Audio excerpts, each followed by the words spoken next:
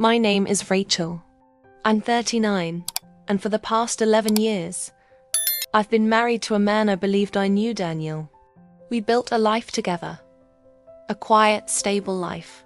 The kind people envy from the outside, with its perfectly mowed lawn, annual family vacations, and a fridge covered in Liam's crayon drawings and school certificates. Liam is our son, 10 years old, endlessly curious, with eyes like mine and Daniel's easy charm. And then there's me, a high school art teacher who's always found beauty in simplicity, in routine, in trust. I never thought the foundation of my life could crack from something so small. A box, a letter, a name. It started on one of those grey Oregon Saturdays, the kind where the sky looks like it forgot how to shine. Daniel was out running errands, and Liam had spent the night at his friend's house. The house was unusually quiet. I just finished my second cup of coffee when I decided to tackle the one thing I always avoided: cleaning the bedroom closet. It wasn't chaos, just neglected. A mix of old clothes, dusty boxes, holiday decorations, and forgotten keepsakes.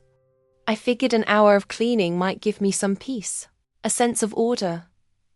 I was halfway through organizing when I saw the shoebox. It was wedged in the back corner, behind a stack of old photo albums and Daniel's winter coats. Something about the way it was hidden, not just placed, but deliberately tucked away, made my pulse quicken.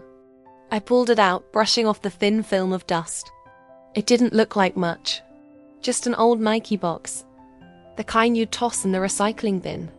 But when I opened it, I knew immediately that this was something I wasn't supposed to see. Inside were letters.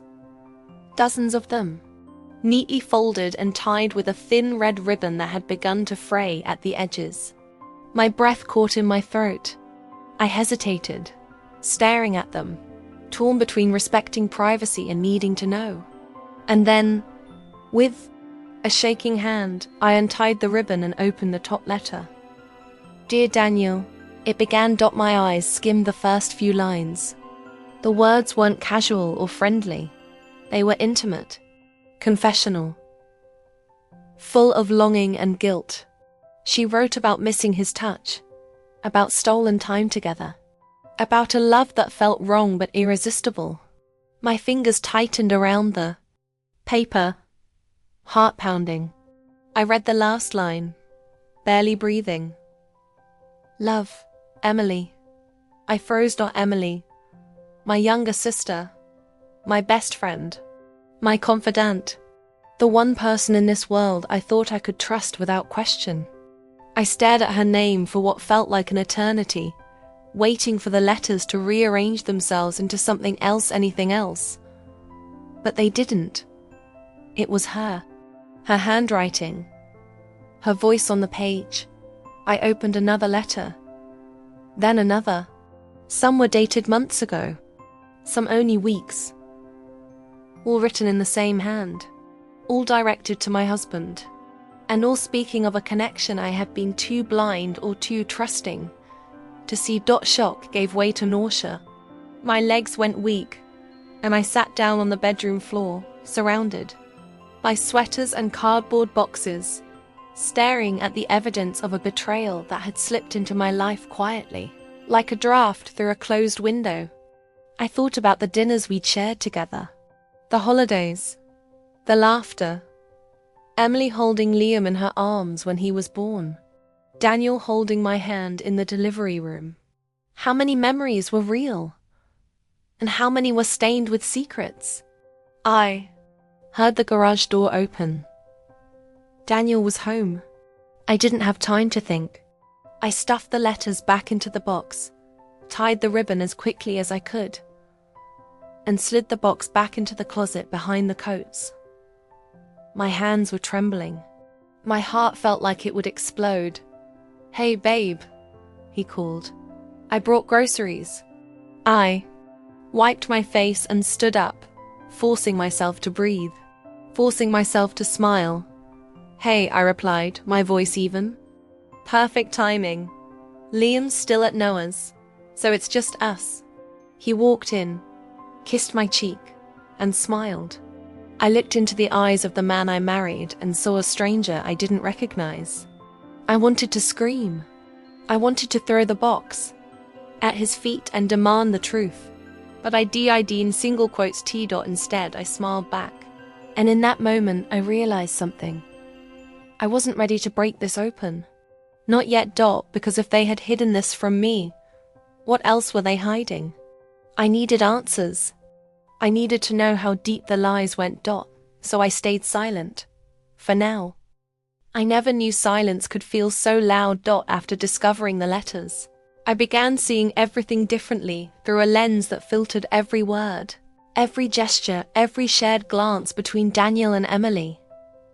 What once felt like love and comfort now felt calculated, rehearsed, like I was walking through the script of a life someone else had written for me.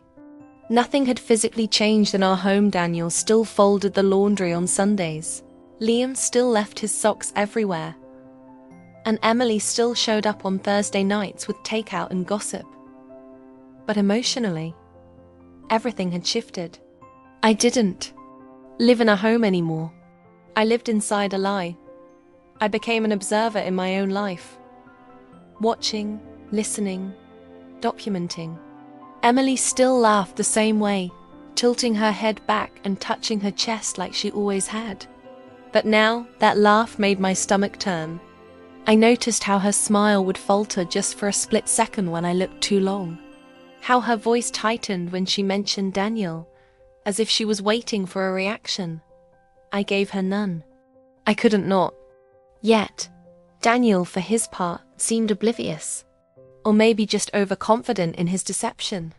He still kissed my cheek in the mornings and texted me from work with sweet nothings that now felt like borrowed lines.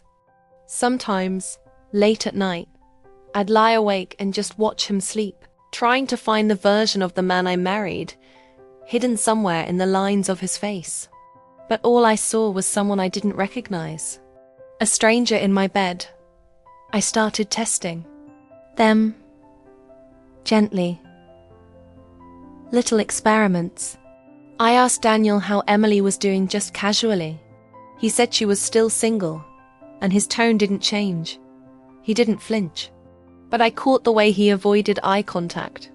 A subtle, practiced move. When Emily came over that week, I offered her wine and said, "Daniel says you're still single. Is that true?" Her eyes widened for just a second too long. Then she smiled and said, "You know me. No one can keep up." It was a lie. Rehearsed line. I could feel it. Each interaction was a performance. And I was studying them like a director preparing for the final scene. The shoebox of letters remained hidden in my art studio, under the floorboard beneath an old storage cabinet, my secret vault. Sometimes I'd go in there, lock the door, and reread them. Not because I wanted to hurt myself, but because I needed to remember. I needed to understand the story they were telling each other behind my back. The language of guilt, the timeline of betrayal. What hurt most wasn't the act itself. It was that neither of them came forward. Neither had the decency to confess. Not a single apology. Not even the cowardly kind. It made me wonder, did they even feel guilty? Or were they just scared of being found out? Emily continued to show up. Her visits felt more strained each time. Her hugs were quicker. Her laughter more forced. I caught her once, standing in the hallway outside our bedroom, staring at the door, like she was trying to decide whether or not to knock. When she saw me, she smiled too quickly and asked where Liam was. I said he was in his room, but I didn't look away. Neither did she. For a long moment, we just stood there, locked in a quiet war neither of us was brave enough to start at night. I sometimes found myself rehearsing what I'd say when the moment came. How I'd confront them. How I'd tear apart the delicate mask they wore around me. I imagined throwing the letters on the table in front of them, one by one, watching their faces crumble. But the truth was, I wasn't ready yet.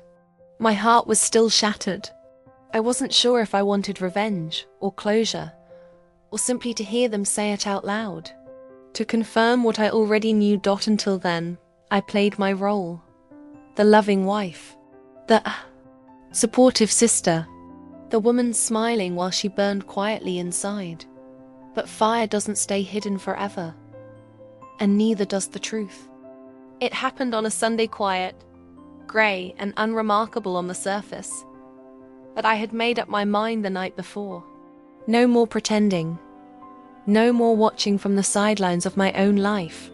The truth had been sitting in my studio for weeks, breathing, with me, waiting for me to gather the courage to set it free. And now I had it. Or maybe I was just too tired to keep carrying the lie. Daniel was outside raking leaves in the backyard, while Liam rode his bike in circles up and down the driveway.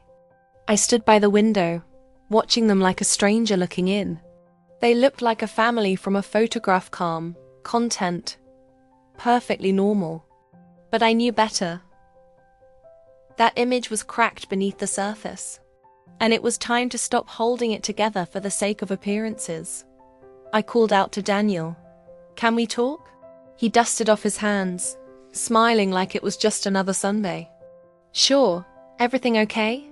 I led him inside, into the kitchen. I'd already set the letter on the counter, just one. The most recent. The most direct.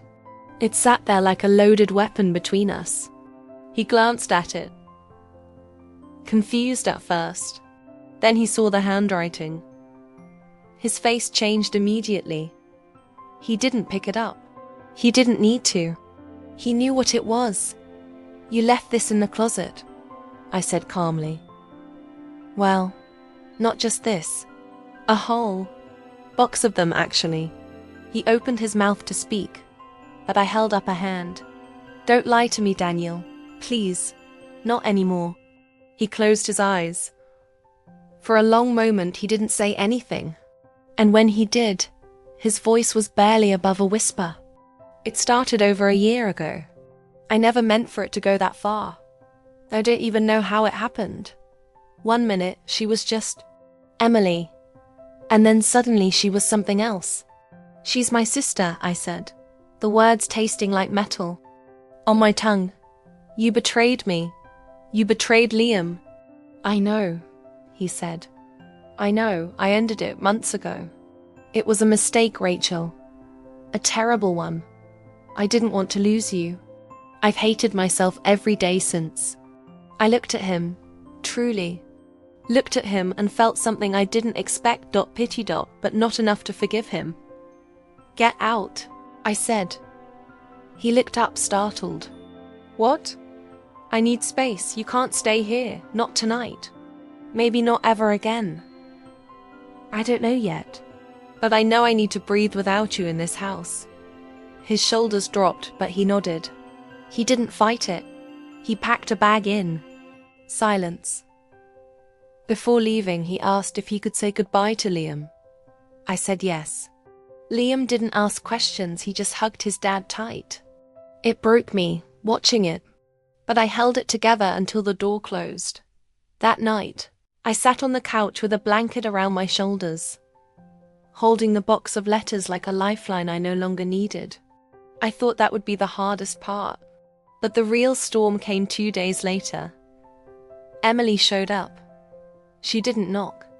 She walked in with her spare key like she always had, her face pale, her lips trembling. "Rachel," she whispered. "Please." "I don't want to hear it," I said. "Not yet. Maybe not ever." Tears spilled down her cheeks. "I never meant to hurt you. I was lost, and Daniel, he was just there. I didn't plan it. It just happened." "That's the second time I've heard that line," I said coldly. She took a step forward, then stopped herself. "I've hated myself every day. I thought you'd never find out. And that made it easier for you." She shook her head, sobbing now. "I've ruined everything." I swallowed the lump in my throat. "Yes, you have." She left without Another word dot in the days that followed. The silence in the house changed. It wasn't suffocating anymore. It was healing. Slow. Uneven. But mine. Liam knew something had shifted, but I shielded him from the worst of it. We painted together in my studio. We watched movies under blankets. And in the quiet moments, I started to feel like myself again. I still don't know what the future holds. Whether Daniel and I can rebuild anything, or whether Emily and I never speak again. But I do know this. The truth may have shattered everything I thought I had, but it also set me free. And I will never ignore my intuition again.